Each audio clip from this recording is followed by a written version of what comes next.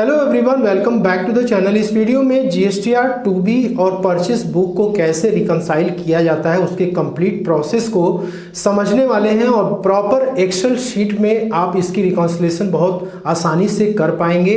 इसकी रिकंसिलेशन आपके लिए काफ़ी इंपॉर्टेंट हो जाती है क्योंकि इसी के आधार पर आप जीएसटीआर 3B में अपनी इनपुट टैक्स क्रेडिट को क्लेम कर पाते हैं। तो जब आप जीएसटीआर 2B को अपने बुक से रिकंसाइल करते हैं तो यहाँ पे ये पता लग जाता है कि वो इनवाइसेस जो कि जीएसटी पोर्टल पे तो दिख रहे हैं लेकिन आपके बुक्स में नहीं दिख रहे हैं। और दोस्तों यहाँ पे दूसरा होता है कि जब आप अपने बुक्स को जीएसटीआर 2B से मैच कराते हैं तो उस वक्त ये पता लगता है कि आपके परचेस बुक में वो इनवाइसेस जो कि आपने रिकॉर्ड किया हुआ है करंट मंथ की, लेकिन जीएसटी पोर्टल पे वो नहीं दिख रहा है। मतलब सिंपल सी बात कि आपके सप्लायर ने अभी तक उन इनवाइसेस को जीएसटीआर 1 में रिपोर्ट ही नहीं किया। तो दोस्तों चलिए यहाँ पे एक्सेल शीट पे पूरे प्रोसेस को समझते हैं कि कैसे वर्क करेगा। तो यहाँ पे सबसे पहला आपको काम क्या करना है कि आपको जीएसटी पोर्टल से जीएसटीआर 2B को डाउनलोड कर लेना है। उसी तरीके से आप जिस भी सॉफ्टवेयर पे अपनी परचेस बुक को मेंटेन किए हुए हैं, टैली प्राइम हो गया, जोहो हो गया या फिर बीसी सॉफ्टवेयर हो गया, आप वहां से डाउनलोड कर लीजिए, ठीक है, एक्सेल फॉर्मेट में। इसके बाद आपको क्या करना है कि जब जीएसटी पोर्टल से डाटा डाउनलोड करेंगे तो आपको काफ़ी सारे कॉलम दिख जाएंगे। आपको वो सारे कॉलम हटा देने हैं। यहाँ पर आपको जो रिक्वायर्ड है रिकॉन्सिलेशन करने के लिए वो है सप्लायर का जीएसटी नंबर, उसका legal name, invoice number, invoice की value, taxable value, IGST, CGST, SGST, ठीक है। उसी तरीके से आप अपने बुक्स में भी देख लीजिए, यदि कोई एक्स्ट्रा कॉलम है तो उसको आप हटा सकते हैं। पार्टी का जीएसटी नंबर, पार्टी का नाम, invoice number, value, taxable value, SGST, CGST, IGST का अमाउंट, ठीक है। इसके बाद दोस्तों आपको क्या करना है, फिल्टर अप्लाई करना है, ठीक है। तो आप यहां से लेकर के यहां सेलेक्ट करके आप फिल्टर अप्लाई कर लेंगे। दोनों ही शीट में आपको फिल्टर कर लेना, ठीक। अब यहाँ पे क्या है, सबसे पहले हम पोर्टल पे जो डेटा हमारा है यानी जीएसटीआर 2B में जो डेटा है उसको हम बुक्स से पहले रिकंसाइल करेंगे और फिर उसके बाद बुक्स का जो डेटा है उसको जीएसटीआर 2B से रिकंसाइल करेंगे, ठीक। तो सबसे पहले पोर्टल के डेटा को रिकंसाइल करने के लिए यहाँ पर आपको एक कॉलम में इंटर करना एज पर बुक। मतलब यहाँ पे जो डेटा है जीएसटीआर 2B में वो फाइंड आउट करेगा बुक्स में कि वो इनवाइसेस वहां पे आ रही हैं या नहीं आ रही है, ठीक है। तो दोस्तों यहाँ पे एज पर बुक लिखना है और बुक्स वाली जो शीट है वहां पे एज पर पोर्टल लिखना है। अब यहाँ पे रिकॉन्साइल करने के लिए हमें एक यूनिक वैल्यू की रिक्वायरमेंट पड़ती है।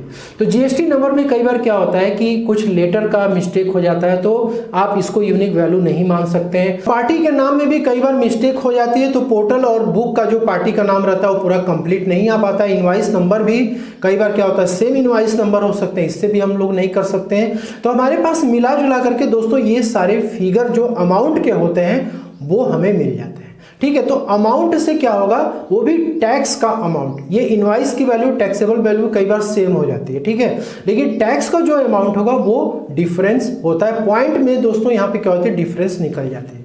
तो ये एक यूनिक वैल्यू हमारे पास क्या है, टैक्स का है। तो हम टैक्स से ही इसको रिकंसाइल करेंगे।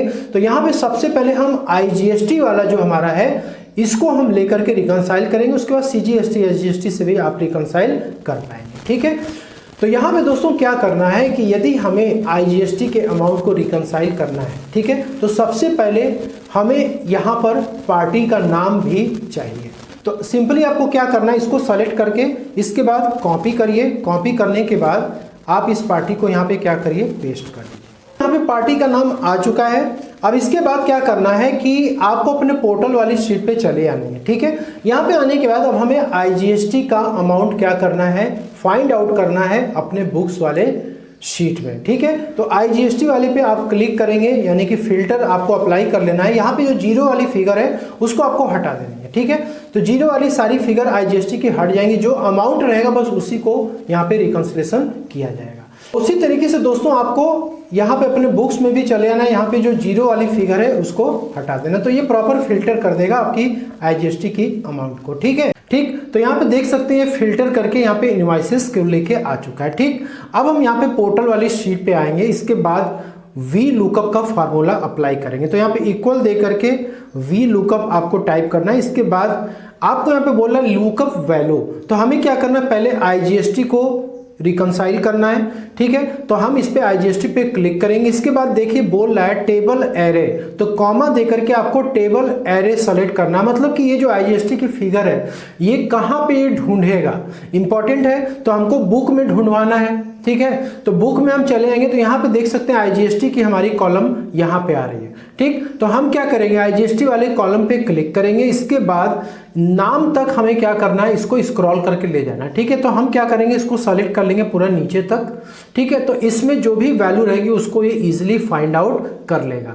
इसके बाद आपको क्या करना है, कॉमा देना है। इसके बाद पूछ रहा है कॉलम इंडेक्स नंबर, तो हमें क्या करें, IGST वाला जो कॉलम है उसका नंबर देना है, ठीक है। तो यहाँ पे सेकेंड नंबर पे आ रहा है, तो हम क्या करेंगे, यहाँ पे 2 लिख देंगे, ठीक। इसके बाद फिर कॉमा देंगे, फिर 0 करेंगे, इसके बाद ब्रैकेट को क्लोज करेंगे, देन इंटर पे क्लिक कर देंगे। यहाँ पे देखिए दोस्तों नॉट एप्लीकेबल आ रहा है। यदि आप इस पे क्लिक करके ड्रैग एंड ड्रॉप करेंगे तो ये आपका सही ढंग से ड्रॉप नहीं होगा, ठीक है। यहाँ पे आपको क्या करना है, सबसे पहले इस सेल को लॉक करना है। लॉक करने के लिए यहाँ पे जो आपको दिख रहा है फार्मूला बार में जो यहाँ पे लेटर दिख रहा है उसमें आपको F4 प्रेस करके इसको लॉक करना है। इसका नेक्स्ट पे आपको यहाँ पे I दिख रहा है, ठीक है। आपके केस में जो भी नंबर होगा वहां पे आपको F4 प्रेस करके लॉक कर देना, देन आपको इंटर प्रेस कर देना। अब इसके बाद इसको आपको क्या करना, स्क्रॉल करके नीचे की तरफ ले करके चले आना है, ठीक। यहां पर वो इनवाइसेस जो कि हमारे बुक्स में नहीं है उसके लिए आपको यहाँ पे नॉट एप्लीकेबल लिख के आ रहा है।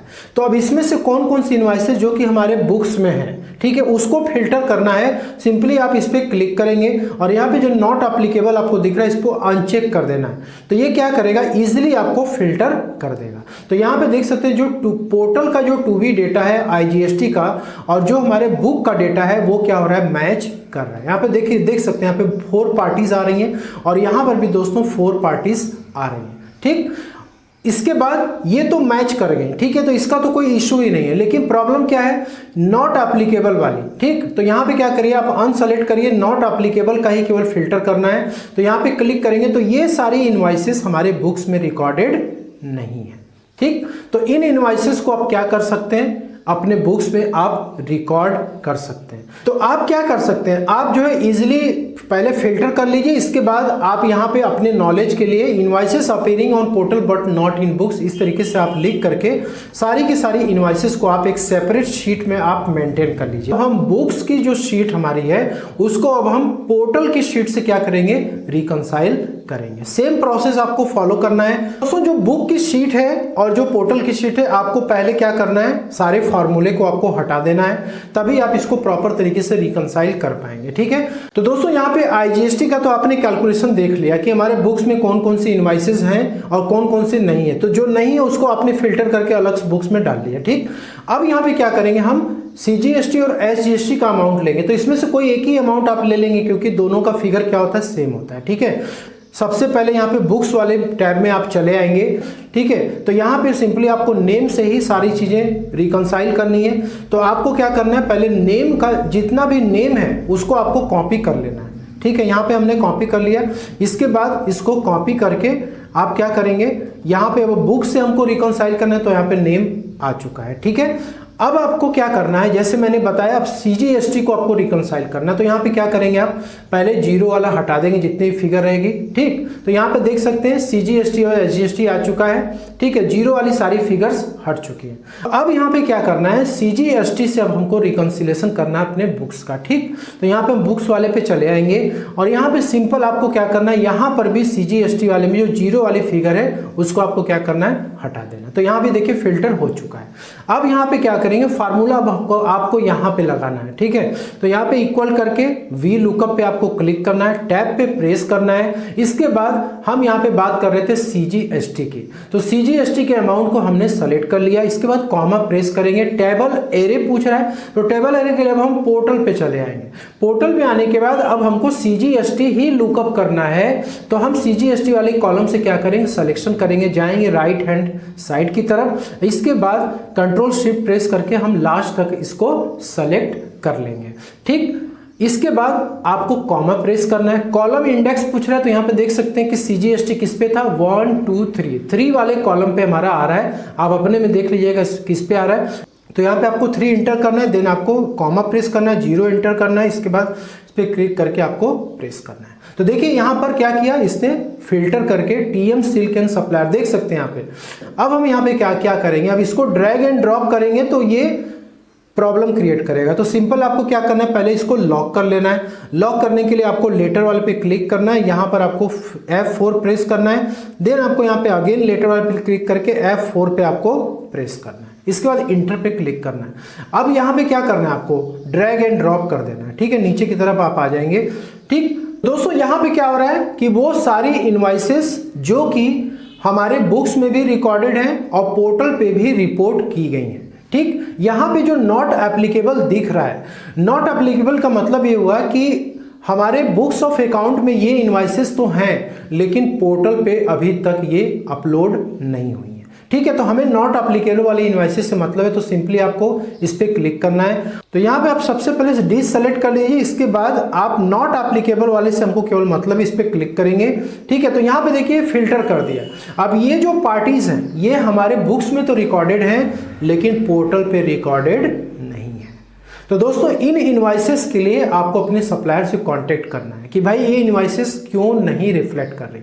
तो यहाँ पे देखिए मैंने आपको क्या सिचुएशन बताया था। एक तो ये हो गया कि पोर्टल पे रिफ्लेक्ट नहीं कर रही, तो हो सकता है वैल्यू में मिस्टेक हो सकती है। दूसरा हो सकती है कंप्लीटली सप्लायर ने GSTR1 फाइल ही नहीं किया हुआ है। तो यहाँ पर आपको इनवॉइस नंबर के हिसाब से आपको अपने पोर्टल पे जरूर चेक कर लेना है कि कौन कौन सी इनवॉइसेस हैं जिसकी वैल्यूएशन में मिस्टेक हो चुकी है, या तो आपने अपने बुक्स में उसकी जो वैल्यू है वो कुछ और इंटर की होगी, पोर्टल पे कुछ और वैल्यू हो सकती है। जैसे यहाँ पे मान लीजिए कि कल्याणी क्रिएशन एग्जांपल के लिए हम ले लेते हैं और हम यहाँ पे आते हैं अपने पोर्टल वाली शीट में, हमने यहाँ पे फिल्टर कर दिया कल्याणी क्रिएशन को। देख सकते हैं यहाँ पे 160 इनवॉइस नंबर है और यहाँ पर भी 160 इनवॉइस नंबर है। अब देखिए यहाँ पे प्रॉब्लम क्या हुई, यहाँ पे टैक्सेबल वैल्यू हमने कितना इंटर किया अपने बुक्स में 9157.5 इंटर किया हुआ है और जबकि पोर्टल पे क्या रिपोर्टेड है 9158। तो यहाँ पे दोस्तों 0.5 का भी यदि डिफरेंस होगा तो ये क्या करेगा, तुरंत आपको मिसमैच बता देगा।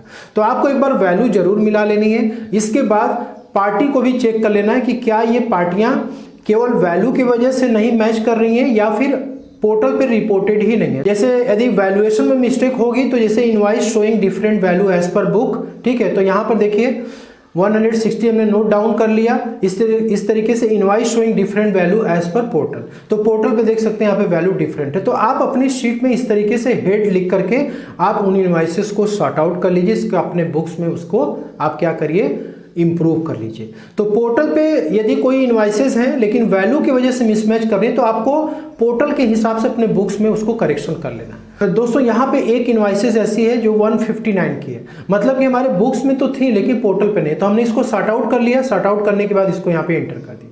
अब हम क्या करेंगे, सप्लायर को बोलेंगे कि आप इस इनवॉइसेस को GST रिटर्न में आप जो है लीजिए जिससे कि इसकी ITC मिल सके। यहाँ पे मैंने आपको बताया था ना, कुछ इनवॉइसेस आपके पोर्टल पे हैं तो लेकिन बुक्स में नहीं है, ठीक है। तो यहाँ पे देख सकते हैं, तो जैसे यहाँ पे कुछ इनवॉइसेस हैं। अब इसमें मैंने बताया था आपको कि हो सकता है कि ये प्रीवियस पीरियड के भी हो सकती हैं जो कि आपके करेंट पीरियड में आई हुई हैं। तो जब आप फिल्टर करेंगे तो आपको ये क्लियर हो जाएगा, ठीक है। या ये भी हो सकता है कि आप अपने बुक्स में रिकॉर्ड ही नहीं किए हैं, तो कोई भी सिनारियो हो सकती है। तो दोस्तों आशा करता हूँ कि वीडियो पसंद अच्छी लगे, लाइक शेयर जरूर करेगा। मिलता है नेक्स्ट वीडियो में। Thank you so much for watching this.